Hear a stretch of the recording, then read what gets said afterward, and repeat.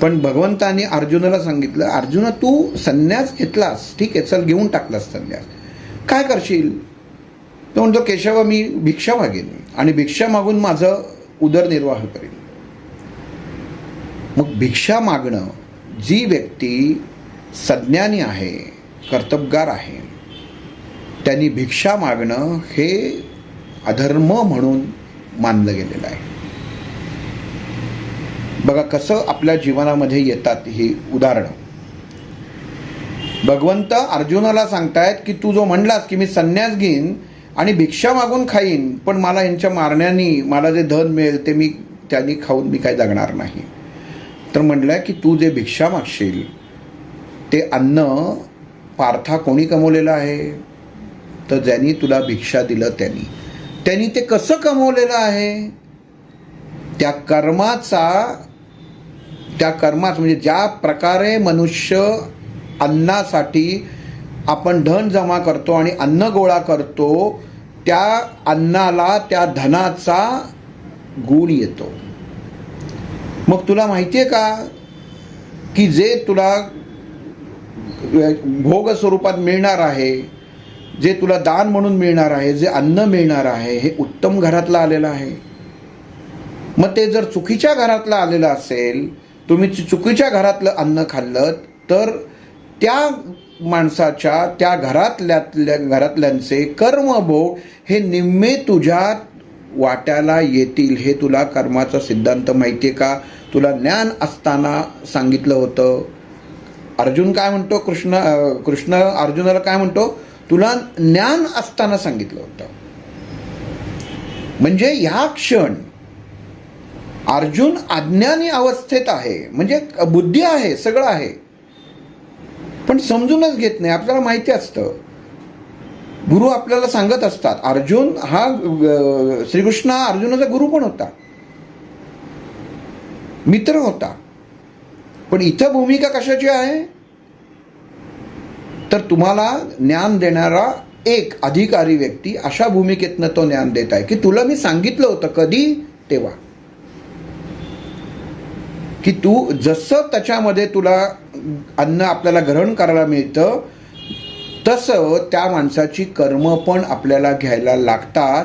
अर्जुना, तू कोणाचा जर एक द्रव्याचा जर एक थेंब घेतलास, थेंब एवढ्यासाठी म्हटलं कारण द्रव्य हे कुठल्याही स्वरूपात येऊ शकतं, घन, द्रव, अजून कुठल्याही स्वरूपात येऊ शकतं. ते जर योग्य तऱ्हेने कमवलेलं नसेल, ते अगोदरच जर दोषी असेल, तर ते दोष, ते कर्म हे तुलाही भोगाला लागेल. मग तू मला सांग, तू कर्म न करून कर्मात अडकणारच आहेस की नाही? असा भगवंत अर्जुनाला प्रश्न करतो. आपल्या सध्या सर्व सामान्य जीवनामध्ये आपण आत्ता जर बघितलं गेलं तर हा जो भाग आहे हा खूप महत्त्वाचा आहे. आम्हाला जेव्हा डॉक्टर सांगायचे की कोणाच्या घरचं खाऊ नका किंवा कुठं काही परान्न वर्ज्य पाहिजे, हा गैरसमज होतो माणसाचा. परान्न वर्ज्य म्हणजे काय? की आपल्याला माहीत नसतं की काय आहे आणि काय नाही. कारण ज्या प्रकारे ज्या मनुष्याने अन्न तयार केलं जातं, तेव्हा त्या स्त्रीमध्ये, त्या मनुष्यामध्ये त्या प्रमाणचे विचार असतात. ते अन्न कुठनं खरेदी केलं, काय खरेदी केलं, कुठल्या पैशाने खरेदी केलं, हे आपल्याला काहीही कळत नाही. त्याचे भोग हे तुम्हाला तुमच्या झोळीमध्ये पडतात. मग असं जर आपण 4 जणांच्या घरी जर जाऊन जेवलो तर आपलं काय होईल? आज जे विधी करतात, जे गुरुजी विधी करतात, जे आपण म्हणतो की काही कार्यासाठी विशिष्ट जणांच्या घरी कार्यसिद्धीसाठी जातात, तिथं जेवायला जातात, त्यांच्या घरची अवस्था बघा. मुलांची लग्न होत नाहीत, मुलींची लग्न होत नाहीत. गडगंज पैसा. नाशिक त्र्यंबकेश्वरला जाऊन बघा, गडगंज पैसा, सोन्याने मढलेल्या बायका असतात. शहरामध्ये तुम्हाला एवढं सोनं चांदी मिळणार नाही. एवढ्या आईबाप मुलीचं लग्न करताना विचार करत असतात की माझ्या मुलाला, मुलगी ही किती पैसे घेऊन येईल, किती दागिने घेऊन येईल. तर ते तिकडची मुलगी करत नाहीत. का करत नाहीत? त्यांना माहिती असतं की पैसा कुठनं आला आहे. त्या घरामध्ये स्थैर्य नसतं, शांती नसते, पितरांचा वास असतो.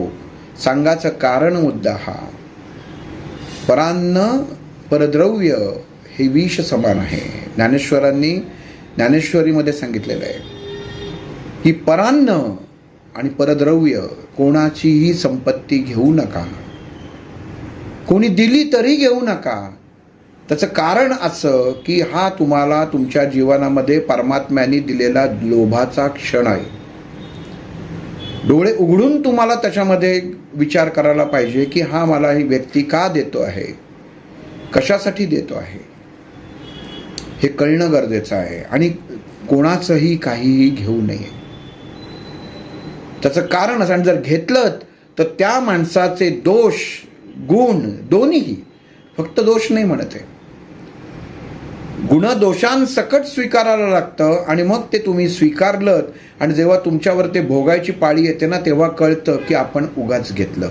मग आपण त्याच्यासाठी 10 शांत्या 10 गोष्टी करत बसतो की अमुक अमुक आम्ही यांचं द्रव्य घेतलं, यांची जमीन लाटली, यांचे घर लाटलं, यांचे दागिने लाटले, आम्ही मागितले नव्हते त्यांनी दिले. पण तुला अक्कल होती ना, तू नाकारायला पाहिजे होतंस, तुझ्याकडे कमी होतं का?